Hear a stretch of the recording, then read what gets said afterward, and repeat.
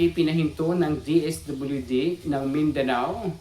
Bago natin pagpatuloy ang ating pag-usapan, please don't forget to subscribe to YouTube channel Kuya SMB Vlog. Ngayon mga ka-idol, na trauma ang DSWD ng Mindanao. Baka naman daw mapansin ang kanilang kapabayaan doon mga ka-idol sa mga ginagawang tulong ni Daddy Frankie. Marami nagpapasalamat sa kay Daddy Frankie dahil hanggang sa kabundukan ang kanyang pagtulong. Hindi katulad ng DSWD na hanggang sa barangay, hanggang sitio, hanggang suna lang ang kanilang pagtulong. Pero si Daddy Frankie hanggang sa kabundukan kung saan dapat maraming tulungan at bigyan ng priority ng DSWD. Ano ang masasabi niyo po dito mga ka-idol? Please comment section below. Natakot ang DSWD ng Mindanao. Baka mapansin naman katulad sa nangyari na nag-viral ito sa in-upload ni Karen Davila tungkol sa pagtulong ni Daddy Frankie na doon pinaigting na tunay ang pagtulong ni Daddy Frankie at may kapabayaan ang DSWD. Kaya yung po mga ka-idol, marami po ang nagtaka bakit ganun ang DSWD. Wala na ba talaga silang concern na alam ng mamayang Pilipino na pinakamalaking bigay ng departamento, ahensya ng gobyerno na binigyan ng billions of money para sa mga ganitong problema, pero nasaan sila? Dahil nakikita natin sa mga pagbablog ni Daddy Frankie na marami pang hindi natutulungan. Ang tanong ng karamihan, nasaan napunta ang pera? Kung may mga opinion po kayo mga ka-idol, please comment section below. Kasi po mga ka-idol, maraming naiinis, nagagalit ng mga mamayang Pilipino na instead na maraming natutulungan sana ni Daddy Frankie, ito ay gusto nilang itigil. Dahil po mga ka-idol, kung hindi ipatigil nila si Daddy Frankie, baka mabuksot, baka malaman ng kataas-taasan ng DSWD ang kanilang kapabayaan na wala silang ginagawang trabaho kundi nasa opisina lang. Ang sabi ng karamihan, dapat gumawa sila ng plataporma na ilunsad na batas para sa mga mamayang Pilipino. Makipag-coordinate ang barangay official para mabigyan ng hustisya ang mga ganitong problema at matulungan ito punto por punto. Hindi yung nakaupo lang sa upuan mag-antay ng oras. Total, malaki naman ang mga sahod ng mga nagtatrabaho sa DSWD. Bakit hindi nila pinagbibigyan ito? Sabi pa nga ng iba mga ka-idol, ayan talaga ang vlog, ayan talaga si Daddy Frankie ang vlogger na tulong, hindi yung mga ibang vlogger na yung magagandang talaga lang ang tinutulungan. So it means kasi actually mga ka-idol, marami din mga charity vlogger doon sa Mindanao na ginagamit lang nila ang pagko-content katulad sa mga kabilang community na kapag i-upload ang video ni example, tumulong sila sa matanda, pinaliguan, tapos after that magbigay konti, papabayaan na lang. Pero ang iba po si Daddy Frankie, iba ang kanyang pagtulong. Nandun yung point na binibidyohan ka, ibig sabihin para makita at makita ng mga taong may pusong mamon na gustong tumulong at tulungan po yun. Yung po ang point ni Daddy Frankie. Kasi kung hindi gagawin yun ni Daddy Frankie, saan naman siya kukuha ng budget para ibigay doon? Kaya parang ginamit ni Daddy Frankie ang kanyang channel para maraming tumulong sa gusto niyang tulungan punto por punto. Kasi kung ating pagsusumahin mga ka-Daddy Frankie, hindi kaya sa mga maraming taong nangangailangan ng tulong dahil sa kapabayaan ng DSWD. Sabi pa nga dito mga ka-Daddy Frankie, grabe ang DSWD na yan, tumutulong sila, pasalamat sila sa mga team Daddy Frankie. Magpasalamat sila sa mga charity vlogger. Hindi ko nila lahat kasi may ibang charity vlogger na sinasamantala nila at ginagamit lang nila ang pasyen or ang mga taong dapat tulungan para lang maka-earn sa sariling salapi, sa sariling reputasyon. Pero si Daddy Frankie iba po mga ka-idol. Kung ano ang kanyang tinatrabaho, nagbubunga po ito ng maayos Dahil nakikita natin yung sinseridad, determinasyon, malasakit sa kanyang tinutulungan. Kung may sa mga bang pasok sa aking premiere this evening, please don't forget to subscribe this YouTube channel, Kuya SMB Vlog. Sabi yung pangalima, pasalamat na lang ang DSWD kay Daddy Frankie dahil malaking tulong na po ito sa mga DSWD. Kabawasan ng kanilang trabaho, punto por punto, kabawasan na kumuha ng budget ng gobyerno na pinapahirapan muna ang mga mamayang Pilipino bago sila magbigay. Nagbibigay, alam naman natin mga kadaddy Frankie, nagbibigay ang DSWD, maraming mga requirement ang hinihingi. However, nasa lansangan ka. Kailangan pa bang ng requirement? Kaya wag po tayong magtaka na kung bakit marami mga nakatira sa lansangan kasi na hindi natutulungan ng DSWD kasi ang gusto ng DSWD ma-comply ang requirement. Kapag hindi nila hindi ma-comply ng requirement ng mga taong nasa lansangan, alam sa kung masasaan mapupunta ang pera. Dahil alam naman natin, ang Pilipinas ang number 3 sa pinakakurap na bansa sa buong mundo. Yun lang po dun mga ka-idol ang katotohanan na hindi talaga maiwasan na walang korupsyon na nangyayari, nagaganap dito sa ating bansa. Hindi man sa administrasyon ngayon, pero sa kasulukuyang sa mga nakaraang administrasyon at sa huling administrasyon. So na doon yung point na maganda ang pamalakan ng ating mga nagiging pangulo ng Pilipinas. Ang tanong, pero ang mga galamay, ginagawa kaya nila ang kanilang mga obligasyon ng utos ng presidente? Yun lang po dun mga ka-idol ang katanungan ng karamihan. Sabi pa nga dito mga ka-idol, tama naman sa ang ginagawa ni Daddy Frankie, wag naman po magalit ang DSWD, matuwa na lang po kayo dahil natulungan ang nahirapan. Ito po mga ka-idol. Kasi po mga ka-idol, ang nangyari po dito mga ka-idol, na mamamatay muna ang pasyente bago tumulong ang gobyerno. Mapatay muna ang pasyente bago umaksyon ang DSWD. Kasi sila mga ka-idol, bago alam, 50-50 lang, hingal na yung pasyente. Yung pangit ni Simbi. Hingal na ang pasyente mga ka-idol. Pupunta sa DSWD, tapos hinihingan pa ng barangay indigency. However, kung mamatay ito, ang indigency ba makakasurvive sa pasyente naghihingalo? Diba kung anong makikita ng isipan ng mga Pilipino mga ka-idol? Kaya maraming nagagalit sa DSWD ngayon dahil po pili lang. Dapat ang pinapriority, hindi yan ang purpose na yan. Total, may mga kamay kompleto naman sila. Ipa-priority nila ang mga ganitong sitwasyon, problema sa pang-iisip, PWD, kasi hindi nila kayang magtrabaho to earn money. Pero yung mga purpose beneficiary na kung mga ka-idol, malalakas pa po yan sila. Ang kailangan ng Pilipinas, hindi cash assistant, kundi trabaho. Trabaho, forever na trabaho, kasi may trabaho, may makukuhang magtugon ng sariling pangangailangan. Pero kung cash assistant, 3 days to 4 days, then wala na yan. Pero however, the next day, wala na, di ba? Ganun po mga kayo. Kaya marami pong nag-disagree sa mga cash assistant nagbibigay ng DSWD. Kaya maling-mali po yun. Ang kailangan ng Pilipinas ngayon, trabaho. Trabaho po ang kailangan, hindi cash assistant. Ang cash assistant, tama lang po yan sa mga PWD at may problema sa pang-iisip. Ang problema sa pang-iisip kasama na sa PWD, yung po mga ka-idol, hindi yung purpose. Kasi yung purpose, this na yung point. Na mahirap. Marami pang mas mahirap po dun mga ka-idol. Paano sila magsikap? Paano sila kumuha ng ideas na ang iba ng mga hindi ko naman nila lahat ang ibang mga beneficiary umaasa na lang sa purpose. Lalong-lalo na katulad sa asawa ni Ansing na umaasa lang din sa bigay ng mga sponsor sa ngayon.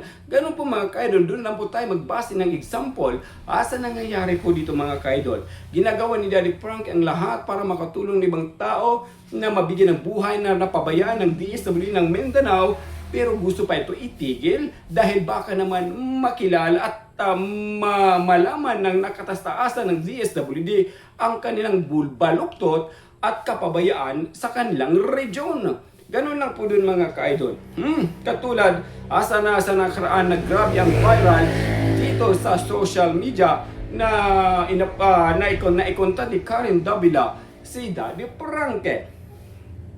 According naman sa ibang mga Daddy Frankie, continue lang Daddy Frankie pa. Dito lang po kami sa inyong likuran, di nila marisolba. Mabuti nga mga ka-idol, mayroong mga charity vlogger, hindi ko naman nila lahat, may ilang mga legit na charity vlogger na ginagawa talaga nila ang kanilang pagtulong. Hindi ibig sabihin kasi ang point ang iba, binabalita na nga to sa radyo, na even si Daddy Frankie, pinagkainitan na rin ng mga nasa balita na ginamit ang kanilang channel para mabigyan ng pansin at bigyan ng masamang kahulugan ang mga ginagawa ni Daddy Frankie. Katulad po yung noong mga ka-idol na nagbalita na parang hindi sila sumang-ayon sa mga ginagawa ni Daddy Frankie kasi ginagamit lang daw ni Daddy Frankie ang mga pasyente, yung mga taong nasa lansangan para kumita ng pera. May nakita na ba kayo mga ka-idol na nag-video si Daddy Frankie sa lansangan na hindi niya tinulungan? Mayroon ako nakita mga ka-idol, pero hindi ko naman kinu-confirm kasi wala pa hanggang sa ngayon. So aabangan na lang po natin yan. Na nag-upload po siya mga ka-idol ng mga videos sa matanda na yon. Pero marami nag-abang, marami naghahantay, pero wala pa silang update sa pagpunta sa hospital. So abang-abangan po natin mga ka-idol sa KSMB channel punto por punto. Well, continue tayo sa ating pag-uusapan na dihado ang DSWD kung ipagpapatuloy ang pagtulong ni Daddy Frankie. Bakit naging dihado? Kagustuhan naman nila yon dahil sa kanilang kapabayaan. Sabi pa nga ng ibang mga ka-idol dito, grabe man ang DSWD, masama ba ang tumulong sa mga taong nangailangan ng tulong? Pasalamat sila may Daddy Frankie na tumulong sa bawas ng kanilang trabaho. Sabi pa dito mga ka-idol, maayo lang man muabot si Daddy Frankie sa Visayas. Mabuta dito nagaling si Daddy Frankie sa Visayas, pero pili lang po ang lugar dahil sa dami pa naman iisa lang ang Daddy Frankie sa buong Pilipinas. And of course, according to Jerry Baebaras, maganda naman ang ginagawa ni Daddy Frankie, bakit ayaw nila sila? Ang tulong sige lang, Daddy Frankie, gawin mo yang tama, gugulang. Sabi ng ibang mga ka-idol, gawin lang ni Daddy Frankie ang tama, dahil naman po, nakikita naman po ng karamihan na tama ang ginagawa ni Daddy Frankie. Sabi pa ng ibang mga ka-Daddy Frankie, bakit kailangan pa nilang pakialamaan ng Daddy Frankie naman ang galing sa kanilang ahensya ang pinangbinibigay sa tulong ng mga mahihirap? Totoo po mga ka-idol. Kaya marami nagtataka, bakit makapag-react ang DSWD kuda ng kuda, reklamo sa pagtulong ni Daddy Frankie, na ang budget naman sa pagtulong ni Daddy Frankie hindi naman budget ng gobyerno ng Pilipinas. Dahil alam ni Daddy Frankie, kapag gobyerno ng Pilipinas, maraming mga electors palaka ng mga dokumento bago ka bigyan ng pera, pero umiiral pa rin ang korupsyon. Yung po mga ka-idol, maraming nagtatanong mga mamayang Pilipino na bakit ganun? Bakit hindi nalang hayaan? Total nakikita naman kahit nandun, hindi syempre nagtrabaho yung tao. May nag-effort yung tao. So hindi naman siguro masama yun. Kung pagpatuloy ang pagtulong ni Daddy Frankie sa mga mamayang Pilipino punto por punto. Sabi pa nga dito mga ka-idol, ayun na naman sila nakakabuwaisit na.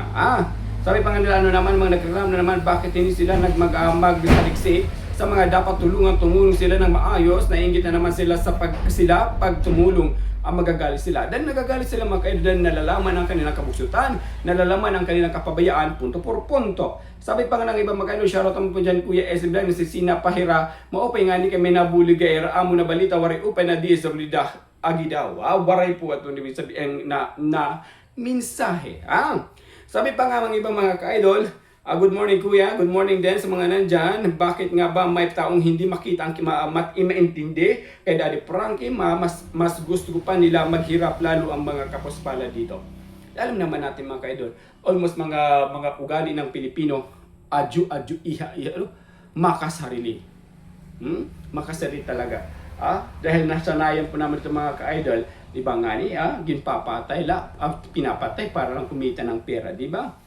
Kaya wag po natin magtakpang ka-idol, nasanay na kasi ng tao na may umiiral ang korupsyon talaga. Yan po ang pinag-aagawan sa politika. Corruption talaga, kasi insertion, mga person commission, Sabi ng mga ka-idol, o bakit din nila madalhan ng tulong yung PWD na sumasakay sa Calao? Di ba po, marami po mga ka-idol, bakit hinibigyan ng pansin ng barangay nila? Kung tama ang ginagawa ng DSWD ng Mindanao sa mga ganung PWD, bakit yun ang pinapriority, hindi yung for peace? Ganun lang po dun mga ka-idol. Bakit wala silang ganung pang-uugali? Sabi pa ng ibang karamihan, sabi magpasalamat yung mga DSWD, hindi naman sila nagpunta sa mga liblib na lugar. Totoo po mga ka-idol, mabuti pang Daddy Frankie, pagkakapunta pa sa liblib na lugar na hindi nagagawa ng DSWD. Ngayon kinukontra. Ano kaya mayroon ang DSWD? Takot kasi sila mga ka-idol na malaman ang kataas-taasan ng DSWD, ang kanilang kabalukturan, ang kanilang kapabayaan na hindi sila nagtatrabaho at tumatanggap na ito ng sahod, punto por punto. Sabi pa ng ibang mga ka-idol, lambing na lang po sa negosyo ni Oliver, gawa na lang ng kulungan, di pa binibili ng pagkain. Di ba mga ka-idol, dapat sa mga ganyang bagay, family to barangay official to DSWD, ang dapat magproseso niyan. Ang barangay sana ang first moves dyan, kasi sila ang in charge po dyan, lalong-lalo sa barangay officials, kung sino kagawad ang mahawak ng health. Kasi nasa kanya po yan. At ang health na kagawad, ang magkipag-coordinate sa DSWD para matugunan din ang pansin ng magkatulad ng PWD. Bakit ganun? Dahil po sa kapabayaan ng DSWD at kapabayaan ng public official. And of course, sabi pa ni Robina Montewaray, upay nga DSWD nga hina Pilipinas, maupay nga ni kay nabulig hida di Frankie. Pero kinukontra ito mga ka-idol. Sabi pa nga dito mga ka-idol, kaya din nila 3 oras lakarin makarating sa taong bundok. Totoo po yung mga ka-idol. May ganun bang DSWD? Maglalaka ng 3 oras bundok, tulungan. Wala. Ang lalaki ng sahod. Lumalaki lang ang tiyan. Katulad kay SMHS lang. Lumalaki lang ang tiyan nila tuloy sa kakaupo sa opisina na hindi tinatrabaho ang kanilang trabaho. Ganun lang po dun mga ka-idol. Yung inaano ni Kuya SMB. Sabi pa dito mga ka-idol, ay nakibat hindi kumikilos ang DSWD, siguro insulto na sila, dapat dapat si Daddy Frankie. Ganun lang po doon mga ka-idol Kasi wala naman ang dapat, ang first move dapat, kasi ang iba tuloy na dismaya. Kasi noon, kinontra si Daddy Frankie na gumawa sila ng paraan, tulungan na lang kung ano ang first move para maging legal na proseso at tuloy-tuloy ang paggawa ni Daddy Frankie. Pero kinontra ito mga ka-idol ng DSWD. So alam naman natin, DSWD kahit anong gawin Daddy Frankie, tatalunin si Daddy Frankie. Dahil kaya may criteria at rules regulation ang DSWD na dapat sundin ng mga charity vlogger na dapat makipag-recording sila sa DSWD ang ma-registered sa SIC, punto por punto, na legal ang kanilang ginagawa. Sabi pa nga ng mga ka-idol, bakit naman po umalma? Di naman sila matuwa na may nakatulong sa di nila inasikaso? Napapahiya sila. Kaya ba nila gawin ang ginagawa ng team ng Daddy Frankie? Puro sila kayabangan. Ayon po ng ibang supporters, punto por punto. Ganun lang po dun mga ka-idol. Ang nangyayari po mga ka-idol, dahil sa kapabayaan ng gobyerno ng Pilipinas, hindi ko man nilalahat ang ahensya, pero mayroon po talaga yan. Kaya wag po tayo magtaka na lalong lalulugmok sa kahirapan ang Pilipinas ngayon dahil sa mga galamay ng Pangulo sa administrasyon ngayon sa kapabayaan nito, punto por punto. Yes, on the point, sa gusto ng Pangulo na ayusin ang bawat ahensya, gawin ang trabaho, pero hindi naman siguro lahat mababantay ng Pangulo dahil sa dami ng ahensya. Ganun lang po mga ka-idol. Almost ang nasa gobyerno nagtatrabaho, tamad. Tamad. Pataka naman siyang Bisaya. Sabi pa nga dito, di kayang gawin ng DSWD ang mga ginagawa ni Daddy Frankie, tulungan sa kanila 300 pesos tos kulang balik pa bago ka bigyan. Di ba gano'n lang po dun mga ka-idol? Gano'n po dun mga ka-idol na si Daddy Frankie ginagawa ang lahat na ikutin ang buong Pilipinas. Kahit kunting tulong man lang importante mabigyan at napansin ito punto por punto. And of course, DSWD sa Visayas, ulanin naman kayo ng basher sa kabataan ninyo. Di ba po gano'n lang po mga ka-idol? Kasi lahat ng DSWD may connection po yan. Kaya kinukontra ngayon ng DSWD ang mga charity vlogger dahil napapansin at nalalaman ng mamayang Pilipino ang kanilang kabulastugan ang kanilang kapabayan. Hindi ko naman po nila lahat. Ang ilang lang po yan, mga workers dyan sa DSWD po. Punto por punto. Sabi pa nga dito, pasalamat nga dapat yung DSWD nga sila makatulong mabuti pa dahil Frankie may naabutan ang mga walang pagkain. Totoo po yung mga kaidol. Kasi kapag humingi ka din sa gobyerno, ay nako, maraming mga requirements, mga hinihinging requirement to comply. Kung hindi mo makomply, wala kang matatanggap kahit piso. Ang mission ni Kuya SMB magkaisa magtulungan para maging pulido dahil sa Frank community sa tulong po ninyo. Pag nasa katwiran at nasa tama, ipaglaban mo. Again, this is Kuya SMB. Para sigurado punto por punto, pack na pack and full na full. Have a good day everyone. Ingat ka, bless, mabuhay tayong lahat, and I love you all. Bye bye all guys. See you sa mga bang paso. Please don't forget to subscribe this YouTube channel, Kuya SMB Vlog. God bless, mabuhay tayong lahat, and I love you all.